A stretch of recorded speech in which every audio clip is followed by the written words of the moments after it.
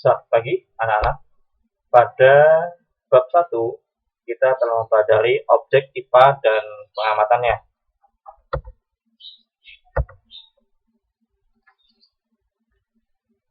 Ada penyelidikan IPA dan juga ada pengukuran sebagai bagian dari pengamatan. Di dalam pengukuran sebagai bagian dari pengamatan kita telah mempelajari pengukuran, kemudian besaran pokok dan besaran turunan. Ya. Pada hari ini, ya, kita akan mempelajari bab 2, yaitu klasifikasi makhluk hidup. Anak, bahwa benda itu dibagi menjadi 2, yaitu benda hidup atau biotik dan benda tak hidup disebut dengan abiotik. Ya. Benda hidup memiliki ciri-ciri yang membedakan dengan benda tidak hidup. Hari ini kita akan mempelajari tentang mengidentifikasi benda-benda di sekitar kita. Ya. Oke. Apa itu identifikasi atau penelaan? Yaitu berasal dari kata Inggris, ya, identify, ya, berarti meneliti, menelaah. Identifikasi adalah kegiatan yang mencari, menemukan, mengumpulkan, meneliti, mendaftarkan, mencatat data dan informasi atau kebutuhan yang kita dapat dari lapangan atau sumbernya langsung. Ya. Nah, tujuan pembelajaran pada hari ini dapat anak-anak lihat, yaitu pertama, diharapkan anak-anak dapat menyajikan hasil pengamatan, mengidentifikasi dan mengomunikasikannya, hasil observasinya. Anak-anak dapat menjelaskan benda-benda di sekitar yang bersifat alamiah. Ya.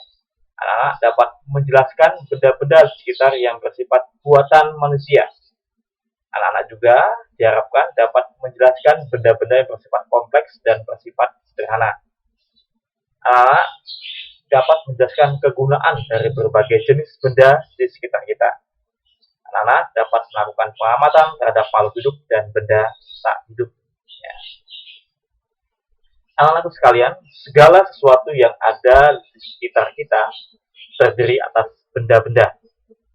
Kamu perhatikan air yang bisa kita minum, udara yang kita hirup setiap saat, atau uang logam yang digunakan sebagai uang jajan.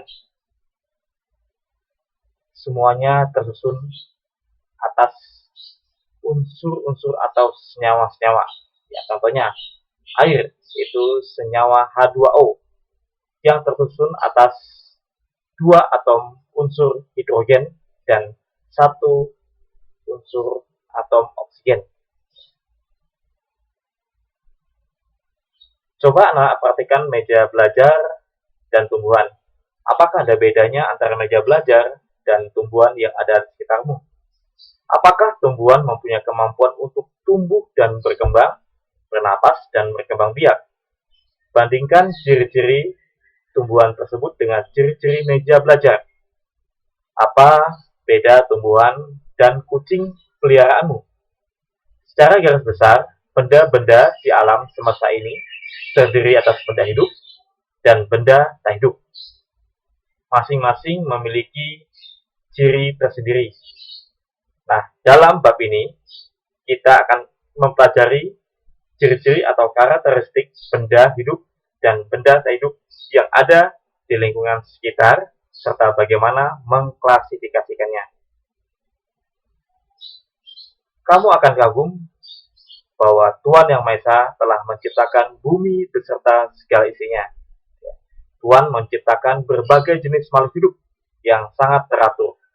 Tuhan juga menciptakan alam semesta ini dengan sempurna, seperti air, udara, hutan, batuan, dan berbagai macam mineral yang ada di dalam perut bumi. Karena itu, kita wajib bersyukur kepada Tuhan yang telah menciptakan semua ini untuk kepentingan dan kehidupan kita bersama. Nah, ini adalah contoh, ya. Ada anak yang bermain bola, ada robot, ya. Yang A, kalau kita perhatikan, mereka adalah makhluk hidup yang B adalah benda tak hidup. Tentunya mereka memiliki ciri dan karakteristik masing-masing. Nah, benda di alam semesta ini terdiri atas tadi dikatakan benda hidup dan benda tak hidup. Masing-masing memiliki karakteristik sendiri. Kita lihat, ya, ini ada orang yang bermain bola, oke, dan ada robot juga ternyata bisa bermain bola. Ya.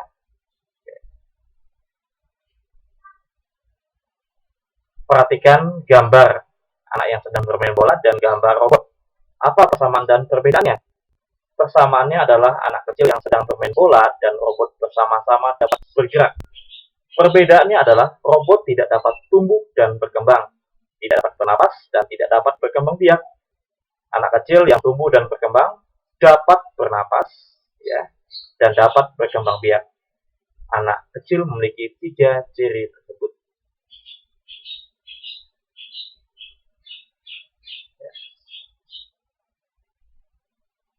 Nah, perhatikan gambar 2.1, gambar anak yang sedang bermain bola dan gambar robot. Apa persamaan dan perbedaan yang tadi ya? Nah, sekarang anak perhatikan kegiatan 2.1. Bagaimanakah ciri makhluk hidup dan tidak hidup? Ya. Ayo kita lakukan. Kamu dapat melakukan hal berikut. 1. Lakukan pengamatan terhadap mobil-mobilan, ikan, dan kucing. Kedua, catatlah ciri hidup dan tak hidup yang dimiliki oleh ketiga objek tersebut. Tulis hasilnya dalam tabel berikut. Ya. Tabelnya kamu salin ulang di buku, ya. Kemudian kamu isi, ya, ciri-ciri. Misal ikan atau kucing, ya, tumbuh dan berkembang. Mobil-mobilan misalnya tidak dapat tumbuh dan berkembang, ya. Nah, anak-anak, hasil pekerjaanmu tadi, ya, nanti di-upload di Google Formulir pada link yang tersedia, ya, di Google Classroom, ya. Nah, seperti ini, ya, nanti ada tugas, kamu akan masuk ke Google Classroom seperti ini, ya. Nah, anak-anak, di lingkungan sekitar kita juga terdapat banyak sekali benda-benda, ya, seperti mobil, motor, sepeda, sepatu, dan lain-lain. Ya. Setiap jenis benda mempunyai sifat atau ciri yang membedakan dari benda lain. Coba perhatikan gambar berikut. Nah, ini ada mobil. Ya. Tentunya mobil berbeda dengan kendaraan lain karena memiliki ciri. Ya. Nah, mobil ada bannya, ya. Ada pintunya, yang ada kacanya, ya. Kemudian ada catnya, ya, dan sebagai macam hal yang bisa mengatakan bahwa ini adalah sebuah mobil. Ya. Mari kita amati lagi. Kita lakukan kegiatan 2.2. Apa ciri-ciri makhluk hidup? Nah, lakukan langkah-langkah pengamatan pada gambar berikut. Perhatikan dan amati benda-benda di lingkungan sekitar, seperti pada gambar berikut ini. Ya. Nah, kita lihat ada tumbuhan. Ya, ini ada orang hutan, ada helikopter, dan ada burung merak. Ya, ya. Kemudian ada bola, ya. Ada tas, dan ada ban. Ya, ya. Nah, nanti, ya, anak-anak lihat pada Google Formulirnya, ya, nanti ada gambar tabel, ya. Kemudian gambar tabel tadi, ya, kamu salin, ya, kamu isi, kamu checklist, ya. Setelah itu kamu upload lagi di Google Formulir, ya, yang tersedia di linknya di Classroom nanti, ya. Nah, selamat mengerjakan tugas, ya. Nah, seperti ini Google Formulirnya nanti, selamat mengerjakan tugas dan salam sehat selalu. Tuhan memberkati. Terima kasih.